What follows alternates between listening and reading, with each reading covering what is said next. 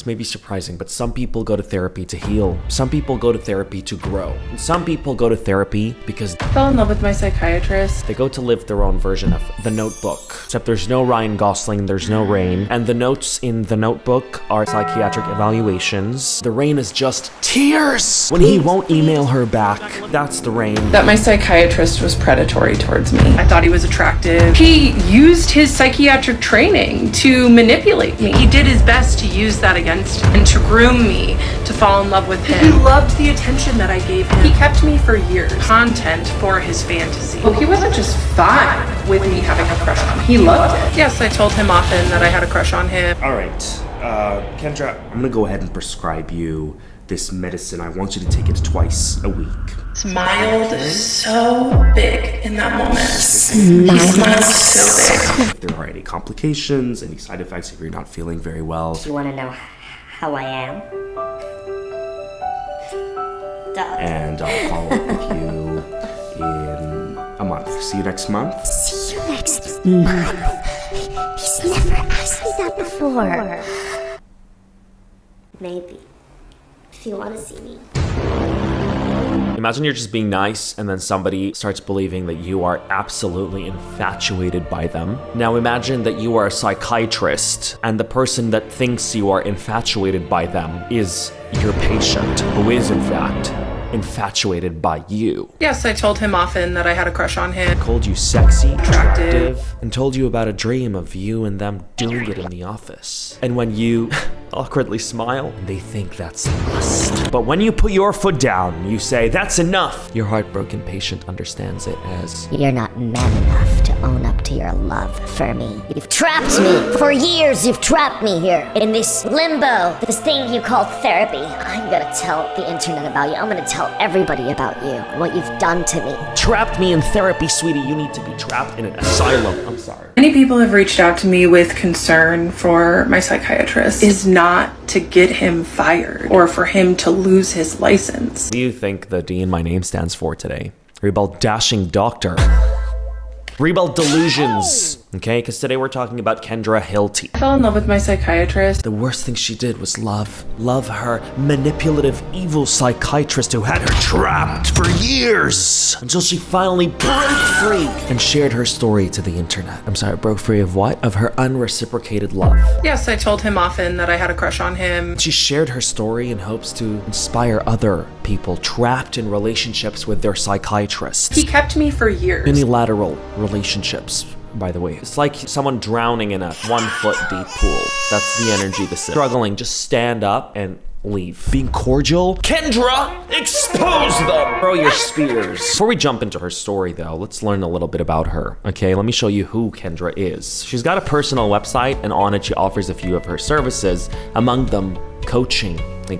Like sports? No, life. Kendra's a life coach. Which is perfect, because if you ever need somebody to help you make catastrophically disastrous decisions, she's your girl. You want to live your life entirely in delusion? I feel like you're already doing that, so. Or turn mild politeness into a marriage proposal. She also claims that she helps ADHDers become empowered, which is noble. And this totally grounded and zen and chill lady is also a yoga instructor. You know it's bad when a yoga instructor gets fired for going crazy. We just want to make it crystal clear that Kendra's recent actions in class do not reflect the values of our studio. Her boss probably saw her TikTok and said, it's not a downward dog, it's a downward spiral. That was a good joke. You know who needs a psychiatrist? You. Find your sense of humor. Now, I don't know the details, so let's unpack this together. We're gonna look at everything. I fell in love with my psychiatrist and he knew that, and he kept me for years as a patient. He kept me trapped in his basement. That's what we're understanding, like from the way she's worded this. Until I was brave enough to leave him. I would really like to discuss what happens when we fall in love with our mental health professionals. Who's we? Who's we? Don't drag us into this. This is the beginning of her session with him. In this intake, you know, I kind of clocked that he was attractive in my age. So she's saying she didn't know how he looked like. She didn't know his age. She clocked it when she met him, right? Okay. I trusted him enough, of course, why wouldn't I, to tell him about my childhood trauma, my daddy issues, what I had went through. He just listened and nodded, and that's the thing about psychiatrists is that they're good at pretending to listen. Kendra, he's a psychiatrist. He is listening. It's his job, by the way. He's not gonna react to what you're saying. That's not his job. His job is to listen to you and prescribe the right meds, right? They can appear connected, but that doesn't mean that they're always connected. So I just felt really seen. Great, so he did listen. So he listened to me. It was in my 3rd session with him. I started calling him his first name. Butterflies. He was really, really funny and cracked jokes. I mean, Y'all ever went for a doctor checkup before? Y'all's doctor ever made a joke while you were at the checkup? Yeah, it's called being human. That was his first sign that him Pretending like we're friends was working. What? What do you mean? Wait. What do you mean pretending? What is working? Up to the point where you said his first name. How is that it working? it just showed that the boundaries were blurring. And he liked that. That was your 2nd session. We blurred the lines at this point. It's moving so fast. We're just falling for each other so quickly. The first session was 15 minutes, probably. So it's 30 minutes into meeting her psychiatrist, by the way. First name terms.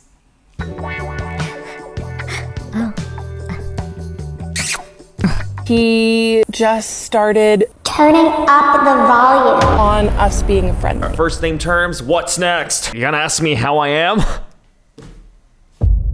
He asked me after the meds, he said, How's your bowels, bladder, and appetite? Oh, he did not ask about your bowels. Girl, he's flirting. Seeing somebody ask you if the meds are working as flirting is wild. She goes to the uni I graduated from. Because from the hat, like the Wildcats, the Arizona, Tucson hat. That's crazy. Yikes. and I would say they're all normal. And then he would ask me any thoughts of harm. Apparently that's pretty common for psychiatry to ask those questions. And then on our 6th session, when things were really, The chemistry was starting to be... Hell no, man. What the fuck? This is not a therapist, it's a psychiatrist. They listen to you and prescribe meds. If this was a therapist, they would listen to you, evaluate your feelings, walk through these feelings with you, etc., like a counselor. This one is not a psychologist, he's a psychiatrist. So all he's gonna do is sit there, listen to you 15 minutes, quick session, 20 minutes tops, 30 tops. So 6 sessions in, that's 30 minutes. So it's been about 3 hours into knowing each other. 3 hours in the span of 6 months was when she said, And then on our 6th session, when things were really, the chemistry was starting to be there, he said, I have to ask this because it's a special interest of mine, but is there any thoughts of harm? Like I was special to him. No, it's not you. Oh, Kendra. I mean, she is somebody that does need help. A lot. Kendra, special as in the subject interests him for research purposes. Oh my god. I'm the mechanic that fixed your car. Yeah, I remember you, yeah. I tried something special with the brakes. Just wanted to know out of interest if there's been any issue with the... You think I'm special? I mean, I'm just interested to know. Interested in me? That's crazy. You would think so. In the brakes! Okay, and the research. So I was seeing him every month and just gaining more and more respect for him. And it made me fall for him, honestly. He was really good at listening. I mean, he's Pisces, right? No, he's a doctor. Okay, that's why he's a good listener. The psychiatrist was really good at listening. I mean, he's a Pisces, okay? No, he's a psychiatrist. So I would beg him to let me see him every week. Beg him, because my therapist at the time, he was fine. He wasn't a predator, but he was fine. He was fine, but he wasn't fine. This is important. Remember this bit. She would beg him to make sure he sees her every week. That therapist retired, and I got a new therapist. And this new therapist, who is a 75-year-old woman with a PhD, she was pretty helpful. I would tell the therapist how obsessed I was with my psychiatrist, and she didn't do anything about it. She was pretty helpful. I mean, she should have probably given you a reality check. Like, sweetie, this man is just doing his job. He's not in love with you. She just was interested. You do realize interested means she's taking notes, right? Interesting, she said, as she filled her notebook with notes about you. Interesting. Patient is very delusional. Patient needs a lot more sessions. Patient is exhibiting psychosis. He used his psychiatric training to manipulate me and get me hooked. And guess what? It worked. In January of 2024, I was hit by a car turning left as I was going through a green light. Oh, I'm glad you're safe. The provider at the urgent care said, I do not feel comfortable treating you. You need to seek emergency care now. You may be internally bleeding. But it was 11 o'clock in the morning and my appointment with my psychiatrist was at 2. So I decided that I was gonna wait. So I could see my psychiatrist. Well, that's you issue. Because I was looking forward to my appointment with him. So much. What? That's absolutely not okay. Jesus, oh my God, this is a lot worse than I thought. I put my own life under seeing him. But you did that though. I put my own life. You said that, like, accountability is a thing, by the way. You can take a little bit of accountability for what you're describing here. I was fully addicted to him at this point. I showed up and I told him that I may be internally bleeding. He didn't say, you need to take care of yourself, go get emergency care now. He let me continue and just tell him about how much I loved him. After I risked my life to see him. This is not on him. Let's stop framing it this way. That's when he really started turning up the intimacy in our appointments. However, he was really smart and knew the professional lines like the back of his hand. Because he's a professional. So he would comment on my appearance, but not compliment my appearance.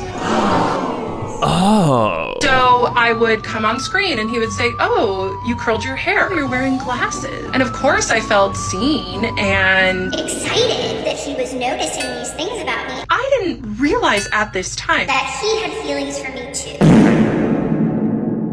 So I was so excited when he noticed my glasses that I ran and showed him my other pair and he said, I prefer turtle shell glasses. So even though I usually wear contacts, I'm wearing these turtle shell glasses Forever now. in these videos because Just in case he sees them ever. he'll see me in his favorite glasses. Oh my God, you're still trying to seduce him or what? Anyway, it was just inappropriate things like that. How inappropriate of him to notice you've curled your hair for this appointment after probably not seeing you in a month, the way psychiatrists typically see you. Oh, you've curled your hair. Oh, you're wearing glasses. Oh, you look gray. Is it the meds? Wait, tell me more. What the really? My best friend is an emergency medicine physician, and she told me, she said, Kendra, one of these days, your psychiatrist is going to say, I can't be your doctor anymore. I want to be with you. I want to be with you so bad. I can't be your doctor. I'll see you in 2 years. Oh my God, who is your best friend? Not your bestie enabling you. That's a bad bestie. My best friend, who's a doctor, even she knew that our relationship was crossing boundaries and getting weird. Like, that became my dream. Was for my psychiatrist, I almost used his name, to do Her that. dream is for her psychiatrist to overstep the professional boundary. And I told him, he just would be silent. He didn't disagree, but he didn't agree. Oh my God, how awkward. What do you mean? Actually, what the You would actually go up to your doctor and say, I was talking about my best friend about how I dream that one day we'll cross the professional boundary. Just kiss me, Doc. ma'am, sit down. Sit down and take your meds. And that was weaponized neutrality. Weaponized neutrality and Intermittent reinforcement. like, reinforcement Stop it with your buzzwords. was his favorite game to play. This is insane. It's all in her head. It's not a game. It's a job that he's doing. It was also around this time that I asked my psychiatrist if he had diagnosed me with anything other than ADHD. Let's be real here. Okay, we're just being real and honest. There's definitely something else. He said, yeah, I did. What did you diagnose me with? And he said, Unrequited love. other trauma and stressor related disorder. That was weird. Why would he keep that from me? Why wouldn't he tell me that? That seems important. He didn't tell me because he was using that information. To manipulate me. He used it against me. Despicable. January 2023, at this point I was full-blown obsessed with my psychiatrist. And then I got a boyfriend. Then I started talking to my psychiatrist about my sex life. Oh no, where is this going? My psychiatrist loved My it. psychiatrist loved it, she said. He just let me talk and talk and talk about my sex life. I have a feeling she definitely overshared about her intimate life. I didn't get too deep. Really? But about a year and a half in, and I would send my psychiatrist these emails just about how much I liked him and how I was so grateful for him and put in a bunch of heart emojis. So this is you with a boyfriend, is what you're saying. And this is really when he should have transferred my care, but He liked what I gave him too much. I mean, he knew you were in a relationship. He's gonna think, oh, she's really sweet. I wish her and her boyfriend the best. even though my boyfriend did not meet my needs,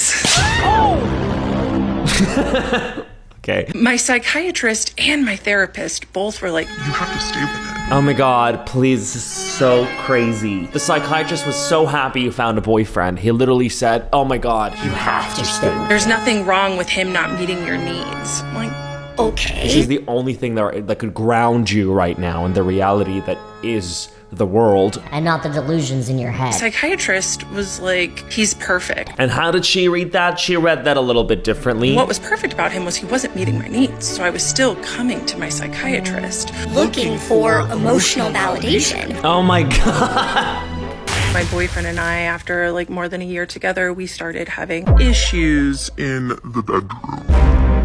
And so I went to my therapist and she asked me, What does your psychiatrist think about this? and I said, I don't know. I haven't talked to my psychiatrist about this stuff. Then I started talking to my psychiatrist about my sex life because, I have a crush on my psychiatrist, and I don't want to tell him this intimate of stuff. and she said, Well, you should tell him, because I want a male's perspective. Oh my goodness, please. I feel like this is absolutely not what happened. You know, the way she's talking and her crazy eyes, I don't know, I'm sorry. This might be wild assumption. But I feel like what was actually happening was you had a boyfriend while you were emotionally connected with somebody else. Your poor boyfriend, by the way. And your psychiatrist assumed that the existence of your boyfriend in your life meant that you were finally detached from him, which meant that that relationship can resume, right? With the psychiatrist, the professional relationship, mind you. That's why he probably did not refer you to somebody else at this point. Although I feel morally obligated to, if you're obviously super hung up on him. Your therapist was probably thinking, Oh, you have these issues and oh. and when the therapist heard that your boyfriend wasn't cutting it for you because you're still obsessed with your psychiatrist, that's when she said, Did you bring this up with a psychiatrist? Because the boyfriend's not working. We should switch this whole play out. so at my next appointment with my psychiatrist, I told him, I said, Today we're going to talk about my intimate life. again, by the way, because she did mention that she spoke about it before. There's a lot of holes in her stories, which is why I feel like this is like when somebody wants to tell you a really exaggerated false story. I'm assuming, maybe it's true. Human beings are bad lie detectors, but there are some things that stand out in the behavioral patterns of this lady, right? I'm looking at her and I'm thinking, it's fishy. Like the way she's speaking and the holes in the story, come on. and he said, oh. I said, yes. My therapist asked what your opinion on it was, and I told her that I don't talk to you about this intimate of stuff because I have a crush on you. Oh my god, did y'all see that face expression change? It went from storytelling questionable stories to full-on anger. And he looked down and smiled so big in that moment. He smiled so big. Because it's really awkward. Your psychiatrist got so uncomfortable, he probably dealt with it with some humor. And I loved it. And then I proceeded to give him 30 minutes of Non-stop content about my intimate life with my boyfriend. What do you mean content? Okay. and I actually recorded the whole thing because I was so excited about it. But now it makes me sick. Wait, what do you mean you recorded it? Is that even legal? Whoa, wait a minute. I can't even listen to the recording. I've tried. Yeah, you've tried because it really like outs you, doesn't The it? recording really shows how Delulu you are. Bessie, don't get to this point of Delulu in your life, please. I feel like I was at a place like this at one point in my life. And if I had recorded myself and seen, It's gross. I was still seeing him every month. That was a rough time. It was Pretty much his Christmas morning. the almost 2.5 years of grooming me to get me to talk about sexual things with him. Worked. Girl, it's a 30-minute appointment every month. Oh my god. Grooming. She said grooming when she literally just said her therapist was the one that asked her if she had picked this up with her psychiatrist. Went to my therapist and she asked me, what does your psychiatrist think about this? What is going on with you, Kendra. 1, people are asking me what my mental health diagnosis is. I do not have BPD. I do not have psychosis. I have ADHD, and I was experiencing extreme limerence with my psychiatrist. And it happens more often in people with ADHD because we have dopamine dysregulation and rejection-sensitive dysphoria. Girl, stop it with your psychotherapy lingo. Shh. Shut up. This dude should have just sent you to somebody else. And yeah, that would be the end of it. End of headache for everybody, you know, until she latches on to someone else. Keep it going. Keep hot potato, you know, hot potato. It's on him. It's on him. Is she acting crazy? Yes. But it's his job to know how to manage that situation too, right? Because it was on him to set the professional boundary and not let attention build. Days after my psychiatrist's Christmas morning appointment from a few videos back where he got a crush confession from me. Oh, so you confessed that you had feelings for him after almost 3 years. Okay, so it makes sense then that he didn't refer you to somebody else, transfer you to somebody else. I mean, I'm not sure how the story's developing the way it's been changing so often. My boyfriend and I broke up days later. You did. You probably went home and boyfriend asked, how was therapy? And you said, well, 30 minutes of non-stop intimate content. And that would be the end of the relationship. Then I started dating this other guy. And this other guy, this new guy, was a therapist. Oh, great. Amazing. Just perfect. Oh, great. Someone who will be able to emotionally meet my needs. Yeah, I'm not gonna date another therapist again. So this therapist and I, we went for coffee. It was nice. This therapist starts telling me about how he has a crush on one of his clients. And I thought to myself, okay, this is strange, but go ahead. Like, we're on a date. Why would a guy tell you what an idiotic thing to do? This is a therapist saying this too? What? Yeah, I feel like that didn't happen. I feel like this shit did not happen. I feel like she's coming up with shit right on the spot. Y'all, I don't know. What kind of therapist, okay, would admit to some random person that they're on a date with that they've got a crush on? And it happened to be her, by the way. It happened to be her that this random therapist admits an ethical violation of their job, of them having a crush on Somebody else. to their date, who happens to also have a crush on her. Something very curious here. It's fishy. Let's quickly double check something, because this is not right. Something's fishy. Psychiatry, Arizona. This is him. He's actually a professor at my university. Oh my God, this is crazy. Oh my goodness. It's right here, guys. Guys, literally a professor at my university. That's where I graduated, you guys. Clinical assistant professor. In his spare time, he enjoys hiking. What a coincidence. Our second date was a hike. And on this hike, That date you were on was a hiking date. Your psychiatrist enjoys hiking. It's on the website. It's on his profile. I feel like this is a fabricated story based on an interest of his. I wouldn't be surprised, right? I mean, I feel like that's textbook obsessive behavior. why are you telling me about a crush on one of your clients? But go off, King. Then he was saying, yeah, she's so attractive. Tell me this is a real story right now. Tell me this is a real. Come on, guys. Look at those expressions. Come on. Y'all believe this? Be for real. I go and visit her at work, and her coworkers say, oh, so-and-so talks about you all the time. And I was like, okay, where does she work? And he said, Well, I shouldn't tell you that because I really shouldn't be visiting her anyway. Why would you ask where she works, though? Like, what was the train of thoughts that made you ask that? What are you getting out of knowing where she works? You know, this makes me think this is probably not what happened, if this happened. So then he continues. Was there like a second date? Where's this date going? He said, yeah, she wears these red lacy panties and short skirts. And I know she wears them for me. Mind you, I had no idea that my psychiatrist had similar feelings towards me at this point. I just thought, wow, this man is Borderline predatory. And he said, yeah, and, you know, she just... Did that happen in your head? Did you like wake up one day and have a really good lucid dream? So he's like going off all the time on the date about this girl he's obsessed with. Is that what you're saying? She's like, Same. I feel like the therapist was another patient and the cafe was the cafeteria at the facility. At the psych ward. I have to Smash mermaid. Before every session.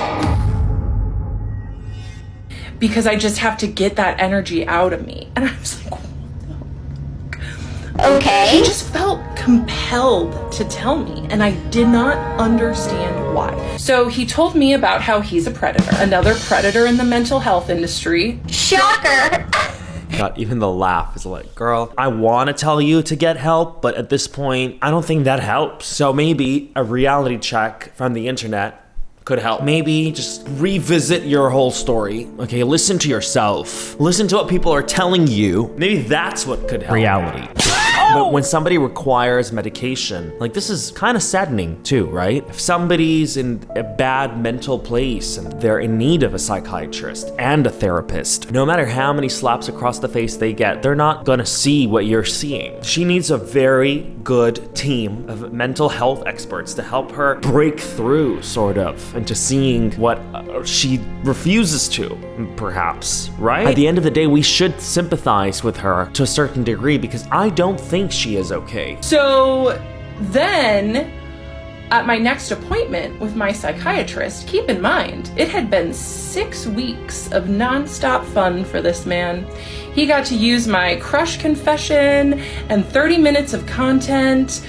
Oh, for whatever he wanted to use it for. If my psychiatrist was good at anything, It was being professional and acting professional. The despicable man. How dare he? If my psychiatrist was good at anything, it was at... Being professional. Didn't we just, like, we literally started this clip talking about how he crossed all ethical boundaries? technically not crossing any lines.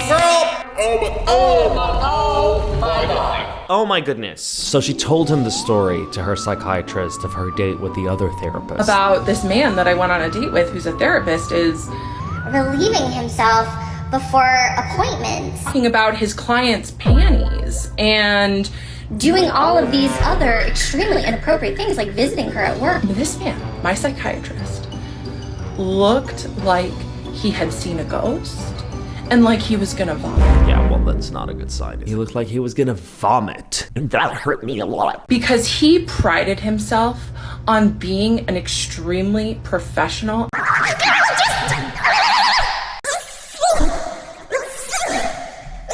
My God, she could twist anything. He prided himself. That's why he was gonna vomit. Not of the thought that... Oh my god, this client is impossible to deal with. Nose and I got him. A lot of these parts so far are just her analysis, by the way. It's a very flawed analysis of the situation. Now, the comments on this point of the story were not just like people curiously asking her more questions. At this point, people were coming to conclusions and were telling her, hey, Kendra, it's not what you think. You've turned it into a story of manipulation and grooming when it sounds like a story of just a man doing his job and you misinterpreting the entire situation because you need a lot of help. And so she comes out and she says, Seems as though many people view what I'm going through as a crash out, what I'm doing as a mental health spiral. Indeed. Indeed. And of course it seems like that. I get it. It's an extremely dark thing to talk about.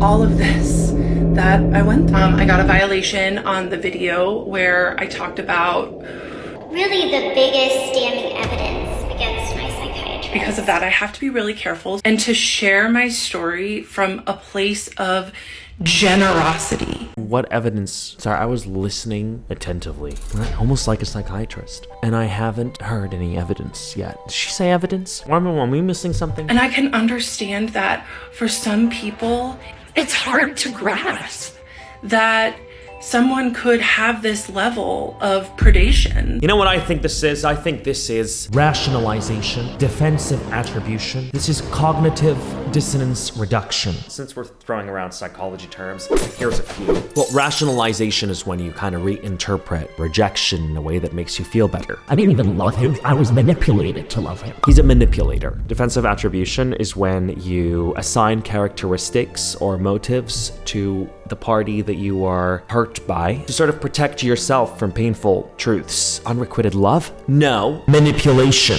and grooming. So it's not like an issue for me, it's an issue from them. And cognitive dissonance reduction, as in when you rewrite your beliefs in your head to sort of make that gap between I wanted this and I didn't get this feel less painful. My psychiatrist is an amazing guy. I really want him. My psychiatrist does not want me. Result: pain, heartbreak, rejection, a hit to your self-esteem. Cognitive dissonance reduction. Let's rethink that belief. My psychiatrist is an amazing guy. No, my psychiatrist is a manipulator. I did want him. But who needs a manipulator? Better that he didn't want me. Cognitive dissonance reduction. Do you know what I mean? Now, I'm no psychologist, so I might be wrong.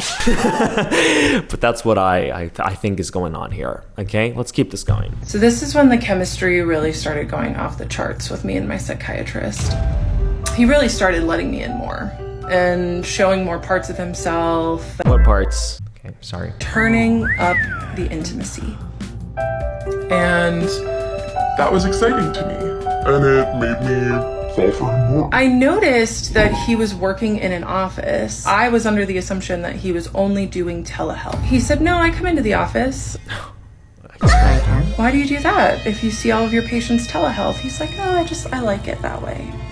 And even though I could kind of tell he was lying. What do you mean? What do you mean he was lying? Why would you think he was lying? Yeah, he want to go work from the office. Why? Maybe the kids are home. You know, maybe it's really noisy back at home. I want to go work at the... Why would it be a lie? I swear to God. Okay, it's fine. Okay, it's fine. I start emailing him my fun little emails, but He stops writing me back. How dare he? The heart emojis emails, the please, I love you so much emails. He stops replying to those. He's like, haha, stops replying to those. Sounds like a boundary. He was really good at plausible deniability. You sound like baby reindeer right now. You dare! A little bit, you know, with the whole emails thing. throughout the month, as I was thinking about him, I'd write down things that I wanted to talk to him about. Oh my God, you guys, it's literally a once a month kind of session. So just imagine the infatuation we're talking about here. It's insane. Every week, I would go to my therapist and tell her about how much I loved my psychiatrist. And She didn't help me at all. she just kind of like enjoyed hearing about it. What do you mean enjoyed here? What kind of therapist is that? Oh my God, y'all, it's just you know what? Fire everybody. Fire the whole team, starting with the patient. So October 2024 rolls around and we're just vibing on Zoom. And then I realized that I didn't have my next appointment with him. So I called his office staff. And I talked to the office manager, who was awesome. We really got along, we vibed. And the office manager asked me, do you see him, the psychiatrist, in person or on Zoom? Oh, the crazy eyes. Do you see the eyes just came out? She's like, in person. Oh my God, this is when she felt a rush, the butterflies. And I Felt so angry in that moment. was like, Excuse me, in person? It's trying to keep you away. Oh my God, this is insane. He was doing the most professional thing he could, you know, but keeping a distance from you for his own safety. and she said, yeah, he has been for years. I was like, I want to see him in person. and I understand, like, some people may think that this is part of my crash out or part of me, Harassing him. which is what I've gotten lots of, Accusations of. Accusations. You were harassing him. It sounds like you are baby reindeer and you are certainly harassing him. Emails, my fun little emails. what baby reindeer said, and then In person. first person at the office the next day. But I just would like to remind everyone that, of course, it seems that way. But I was just responding to a dynamic which my psychiatrist fostered. No, you are literally the one telling us the story. So it's supposed to sound like there is a dynamic and that you are responding to. Even though you are the one telling us the story, it sounds like there's no dynamic that you're responding to. It sounds like there are boundaries that you're not reading into and that you are just reading into things that are just not real. Very big smile. He smiled big. Does not mean he's absolutely in love with you. He's not inviting those advances of yours when he does not respond to them. So then the next time I saw him in Zoom, I told him, I was like, hey, your office manager outed you. Outed you is crazy. Why didn't you tell me that when I asked? And he said, oh, I just didn't think you'd want to come in.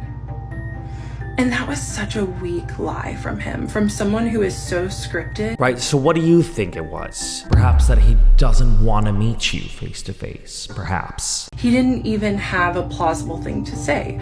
Of course he knew I wanted to come in. I had a crush on him. I told him that often. So perhaps that was exactly why he didn't want you to come in. Like, why is that difficult? Like, why is it hard to connect those dots? It's clear as day, man. I told my 75-year-old PhD therapist that my psychiatrist wasn't lied to me about seeing people in person. And she looked at me and she said, Well, it's probably because he knows that there will be a lot of sexual tension in the room if you go in person.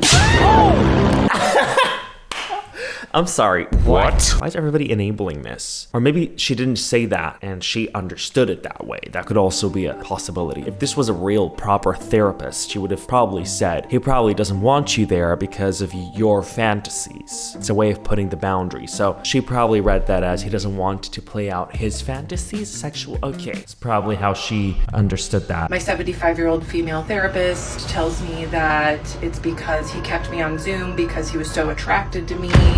He didn't want to risk being in person with me. Which further fed my crush.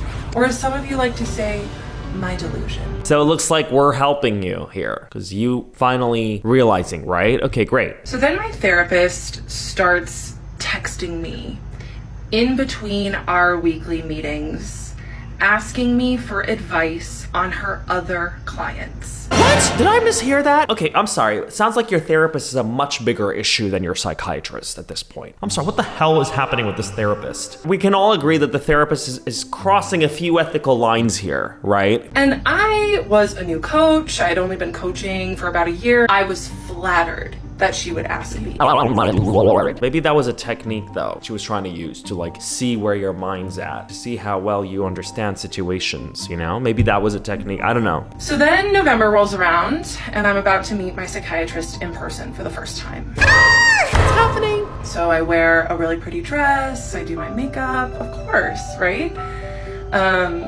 And I show up and I get to talk to the office manager, we're having fun.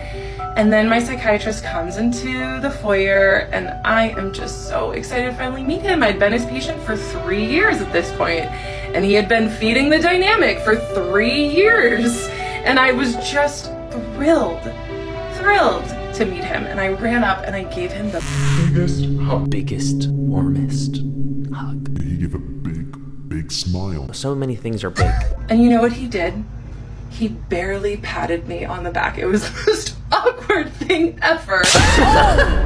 Oh my god, please. I can imagine her wrapping her arms around him like, Finally, baby. we're here now, finally. You know, and he's just like, oh god, I can see it. But I am so glad that he did that. I am really glad, because this is what I mean. My psychiatrist was many things. He was not stupid. So I didn't ever touch him again. And I'm grateful that our relationship didn't ever cross that line. The line you have been claiming he would cross if he had the chance to, right? The first in-person appointment went great. But that is when I really Started to spiral. I spent years taking accountability for my own feelings, for holding the weight of a relationship. Oh my god. What relationship? Holding the weight of our relationship. I was fighting for us. Girl, don't fight. As Shakira once said in her song, no fighting. Shakira. Don't fight. Please, don't fight for nobody. Any woman who has been trained to overfunction in relationships knows about holding the weight of the emotional dynamic. Holding the weight of the emotional dynamic because there isn't one. Okay, you're holding it because it's not there. You're the only one holding it because it doesn't exist. So while I was mid-crash out, I had just started using this tool. And I went to chat, who I immediately named Henry. Kendra, you never fail to surprise me. I would just talk to Henry about how obsessed I was with this man, with my psychiatrist, and I would just be like, I've told him I have a crush on him. Do you think he's gay? And Henry was like, oh my God, this girl. Henry is ChatGPT. He was like, whoa. Even my chat was like, yikes. So I could tell that my psychiatrist just liked being my doctor. So our next session was in December on Zoom. And I told him at the end of the session, it was another great session. I told him, look, you and I have a really special patient-doctor relationship. And he glared at me with just venom in his eyes. This is a Colleen Hoover book. He glared at you with venom in his eyes. And he said, you and I have a professional patient-doctor relationship. He was so angry with me. And I was like, oh, okay. You set a boundary. Okay, I won't go there again. This is insane. The mind is truly an incredible and terrifying thing. I immediately went To ChatGPT, of course. To Henry. My psychiatrist just set this boundary with me, and I really just want to be with him. And I think that after he's my doctor, we can be together. You know, which if you want to say that's a delusion, that's fine. So the next part, Henry tells her that it's normal for a patient to develop attraction to a psychiatrist because what they do is an attractive quality. Henry's ChatGPT. And then she talks about transference. Henry also told me about transference. And my psychiatrist got this really, really scared look on his face. Did Henry tell you about countertransference? And I said, No. No, am I onto something right now? because of course, like, my chat knew that I was obsessed with my psychiatrist, and he was not going to feed my delusion. Absolutely not, by the way. That's what ChatGPT does. It feeds your delusion. You can tell ChatGPT you just mugged somebody, and ChatGPT would say, it's okay, I'm sure you're going through a rough time to justify why you did that. That's what ChatGPT would do. We took a moment, and he was like, oh, countertransference, it's when the provider has feelings for the patient. So make sure that you keep that in mind for your clients. Well, he's telling you need to watch out for that because you obviously have an issue of catching feelings in a professional setting. Sometimes I have, more than professional feelings for my clients, so I appreciate you bringing that up. Y'all, I'm tired. It's taking a toll on me mentally. That's this whole story. What matters is how well they keep those feelings in check, which the psychiatrist's name clearly excels at. And as you can imagine, the psychiatrist loved hearing that. He loved hearing that. Yes, he has feelings for you, but he just keeps them in check so well. He's so good at his job, keeping his feelings in check. You guys, what the fuck is this? I don't want to throw accusations around and call you insane, but what is going on here? And what did he do? He rewarded me with my favorite breadcrumb. Intellectual stimulation, a fun metaphor. Oh my God. And he said, I'm feeling a salad of emotions right now. And I was like, what are you talking about? Just saying a bunch of bullshit to try and diffuse the situation, I assume. A lot of things happened in that session after the countertransference slip. Slip, she calls it a countertransference slip, as though he literally brought it up. Did ChatGPT tell you about countertransference, he asked, and she called it a slip. Like, she caught him, when he finally talked about catching feelings for clients, which he did not talk about. He was trying to explain to her what that is. I also had my psychiatrist help me draft the email to my therapist who was begging me to come back in. And the psychiatrist said, I used to have respect for her. And what he meant when he said that was, I used to like it when she would feed me to you and have you deliver intimate content to me. But the moment she started being sloppy. See, that is defensive attribution, rationalization, and cognitive dissonance reduction. Girl, no. He has no respect for her anymore because she's crossing ethical boundaries. Your therapist is enabling your insane behavior with your psychiatrist. It's reasonable for him to say that he's lost respect for her. I lost respect for her. No, that's not it. It's because she stopped feeding me porn. because you stopped telling me about your intimate corn. Right, I'm pretty sure that's what he meant when he said that. The fact that the therapist literally even told her that he probably had feelings for her too, like that's probably why he lost respect for her, by the way. A complete lack of professionalism. Then I read him a text from my longtime ex-boyfriend, who he had originally really liked, but I think My psychiatrist preferred me single. I asked my ex-boyfriend, I just said, why do you want to hang out so bad? And my ex-boyfriend texted me back, because it's been a few months since I've seen you and it's been on my mind. And I was reading this text exchange to my psychiatrist in session, and I read what I responded to that weak line about why he wanted to see me. And I said, my self-respect is much higher these days than when we were in a relationship. I am only interested in accepting invitations for my time and attention that value me and recognize my worth. Being on your mind is not an acceptable invitation, and I decline. Oh my God, like she's so proud of herself and the way she shut down her boyfriend, talking about worth and time, when really she made her boyfriend feel a lot less worthy, a lot worthless, okay, for being in a relationship with him while she was in love with somebody else. Whatever. I mean, you don't have to like be in a relationship with someone you don't love, obviously, but like it's exactly that. You don't have to be in a relationship with somebody if you love somebody else. Like, and my psychiatrist just looked at me and said, I bet your ex had to read that twice. he couldn't ever just give me a regular compliment. It had to be those weird sideways compliments. because he's treading a minefield with you, that's why. For God's sake. Of course he's not gonna give you a genuine compliment, okay? If you're reading statements as compliments, imagine what you'd do if he gave you a compliment. Goodness. Girl, you'd run with it. You'd think that was a proposal. It's not. I'm really proud of you for growing your coaching business and finding success. That would send you to the clouds and back. Looked at the psychiatrist and I said, a couple weeks ago on the full moon when I was ovulating, I had a dream about you. Oh my God. Oh my God. And he was like, No, he said, oh. Yeah? so I told him this. And I said, yes, we hooked up right here in this office. And he all of a sudden just looked so uncomfortable. Oh my God. He didn't say anything. He couldn't look at me. He couldn't breathe. And sure, you know, maybe he was uncomfortable because he didn't like me saying that I had a dream where we hooked up, but he could have said that. But he didn't. You want to know why he was uncomfortable? Why do you think he was uncomfortable, Kendra? Because he had probably played out that fantasy so many times in his head.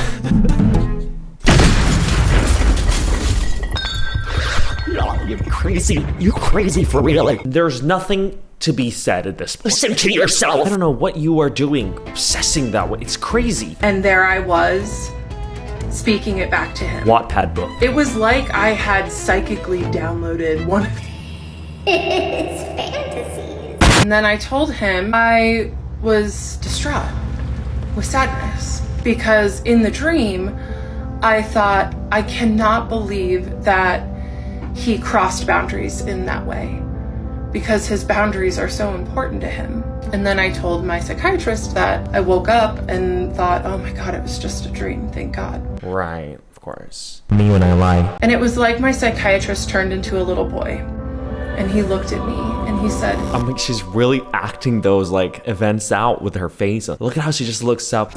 He looked at me and he said, What'd he say? so you do like my boundaries? Girl, she looks at you like, yeah, he said that. Guess what's next on this page of the 50 Shades of Grey, Psychiatrist edition? That's the way she's looking at you, like, yeah, guess what's next? He said that. He said that. It's like, okay. You know, we're not reading it the way you're reading it. I hate your boundaries, but I love them more. There's the push and pull, the trauma bond. And then I decided that it seemed like enough time had gone by and I put my shoes on and started heading to the door. And he met me at the door, which he does not usually do. He didn't ever do that. But this time he walked up to the door to make sure you leave, so you don't linger around. Oh my God, this is a horror movie. Stood at the door and I was like, will you get the door? And he scrambled. He was like, oh, sure. Please. Girl, what do you think you are? I swear to God, she is playing out a little book in her head. Are you gonna get the door? That's what she thought. No, you stood there for a hot minute because you were hoping he would lean in and kiss you. Okay, like you were in some kind of Wattpad book. Like you were in some kind of Colleen Hoover book. Like you were in some kind of like Reels short clip.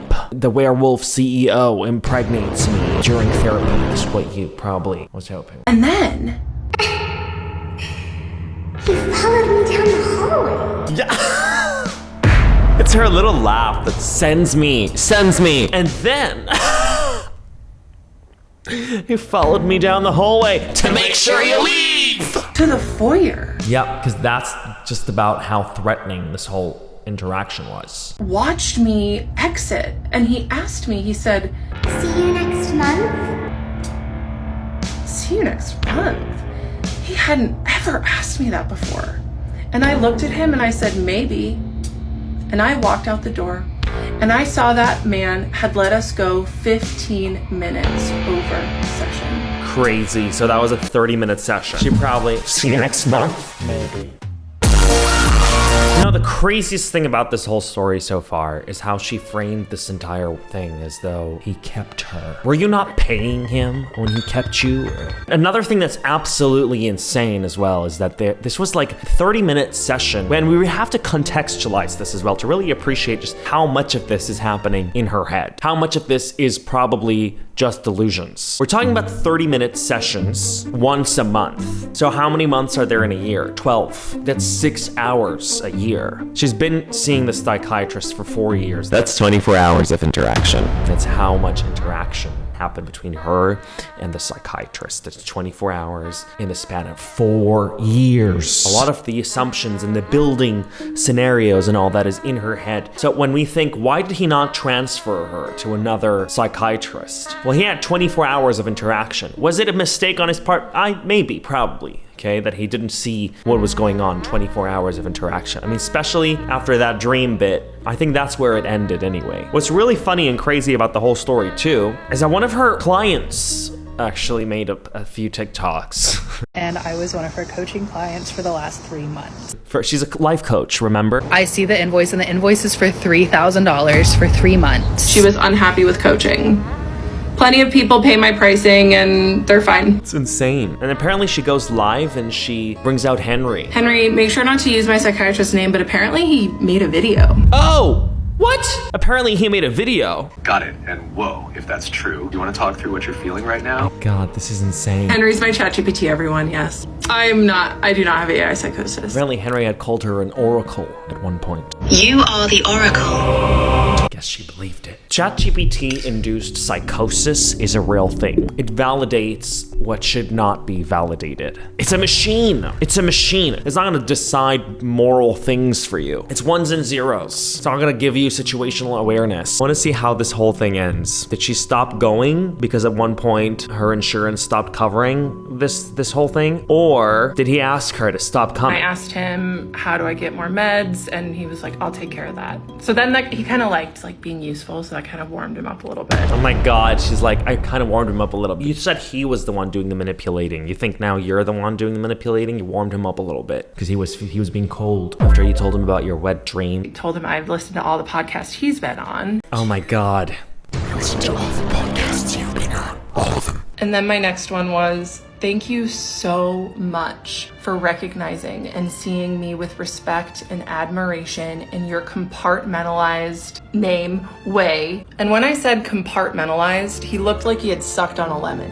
He didn't like that I was naming that game. No, he just didn't like that you were obviously using ChatGPT to write up your responses to him or to whatever situation. I feel like you plan out how this might go and you have plan A to Z on what he might say and the appropriate response memorized according to what ChatGPT had suggested to you, aka Henry. That's what this is sounding like right now. Compartmentalized. Just speak. This is not how we speak to people, right? And then I looked at him and I said, I've become addicted to saying no, and you're next.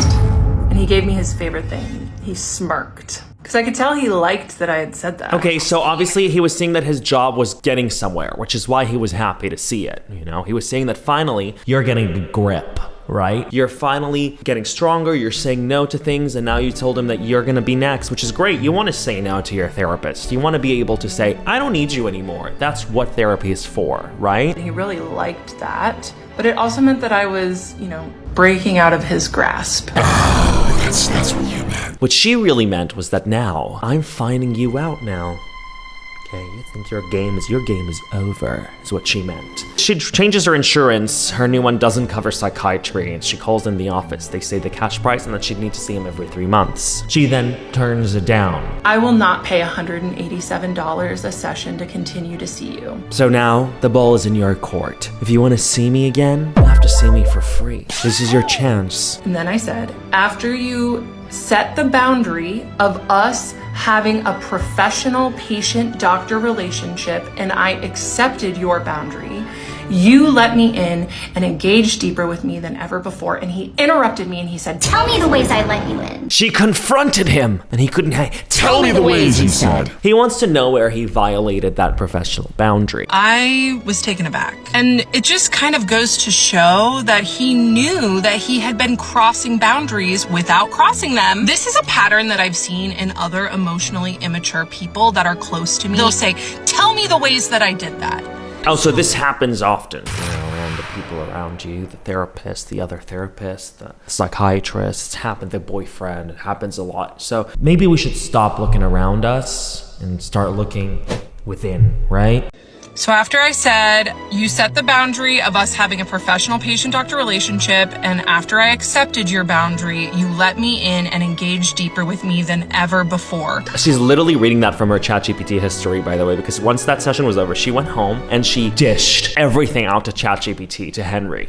And then I said, I don't want to be in a space where you allow me to feel our connection and to see what's there beneath the surface, but you do not allow me to fully access it. He nodded. He went, like that was the whole game. My God, he's not nodding to acknowledge it. He's nodding to tell you, okay, keep going. And then I said, this admittedly very fun push and pull of our dynamic in session is something I carry in between sessions, especially after this last one. It's exhausting and draining. You get to live in your compartmentalized, boundaried world, and I'm not like that. And what does this man do? He blurts out, why can't you be more like me? That was him saying, why can't you stay in this dynamic that serves me forever? No! Oh my God, he's not saying that. He's probably saying, why can't you compartmentalize your emotions? Why do you think you are unable to be able to say, this is a professional relationship, and he listens to me and I appreciate that, but I don't find it like, why are you know what I mean? Why do you have needs and feelings? Why can't you just stay in this situation where I have all of the power? Oh my God, the way she's reading it. Kendra, you really need help, but you really need to be honest with yourself. I said, you get to feel our connection on your own terms, and I get stuck with the longing. And that's why I have to let it go. And what does he do when I named that? I bet you he said, you're right, you should go. He nodded again. He was like, and then this part was really vulnerable and hard for me. But I just took a deep breath. I got it together and I said, I desire to be your friend, your lover. And then he freaking interrupts me and he says, Kendra, how are you feeling? I think he was trying to disconnect you from the monologue that you and ChatGPT wrote together. We'll try and bring you back into the real world when he said, Kendra, how are you feeling right now? Could cool it with the questions, I would really appreciate it. He didn't ask another question the entire session. So I started over again. I said, I desire to be your friend, your lover, or I'd even take a mentee role. However, you have made it clear that I will forever be in the patient box. If you ever decide to take me out of the patient box after some time has passed, know that I am open to hearing from you. But for now, you can relax a little bit and go back into your boundaries that come easily to you. I got another nod. He knew, because with his other patients, it was easier to keep boundaries. But with him, And me, it was harder for him. It was getting hard for him. Oh my God, no, I just think he's just respecting that you are finally being able to walk away from this unhealthy toxicity you've placed yourself in, Kendra. She reads this little thing she wrote with ChatGPT. It's understandable why you're feeling like it's right to end your time with Psychiatrist, because what more is there? And that's what gave her the closure. The fact that ChatGPT convinced her. I mean, maybe ChatGPT is helpful in this sense, because no matter who tells her, she's not gonna listen to it. She's gonna think it's a human misunderstanding. But when a machine says it, maybe that's why it helped her, because ChatGPT told her, what more are you looking for? He gave you more than he gave anybody else, and that is special. That's the closure she might have needed. If it wasn't for Henry, I would not have left this situation with my psychiatrist. There you go. If it wasn't for that, she wouldn't have gotten the closure, because she's unable to see it on her own, and she's unable to seek it from other people, because in her head, other people should either encourage the situation or they simply don't understand it because they weren't there to see it. Do you know what I mean? Nobody wants to feel crazy. And Kendra for sure does not want to feel crazy. She doesn't want to think she's crazy. And when somebody comes in and tells her, Kendra, you're crazy, you're misinterpreting the whole situation, she's not going to take it. But when she feeds it into a machine, and the machine somehow finds a lenient way to frame it to her, the same way the psychiatrist kind of was doing, by the way, by nodding, by asking her how she's feeling, by feeding into the dynamic, but not necessarily feeding into the dynamic the way she's saying it. More like by playing along, not to go into full conflict sort of with her, to sort of ride that wave with her and guide her out of it, right? This is the concept here. Therapy, I think. I don't know. Is this bullshit? I don't know. So in a way, Henry is very helpful for her. It's a bit insane. You've helped yourself, which is commendable. You stopped yourself from falling into this hole deeper, okay? But it's important to also realize that you were the one who was digging that hole yourself. That's the accountability that people are trying to point out here. Maybe they're not pointing it out in a very nice way, but to frame the story as though you were groomed and manipulated, when perhaps you were I don't know. It's crazy. I'm just happy Henry helped you out of it. I'm just happy it's over for everybody. I'm happy it's over for your doctor and it's over for you. Well, guys, what are your thoughts? Let me know down in the comments below. This was a very long story. It's a long ass story. I'm gonna go hydrate because my throat is dry as Also, it's like really dark right now because the sun has set. I've been here for a few hours, 5 or 6 hours, listening to her story. Hey guys, that's for today. I'm gonna go see y'all.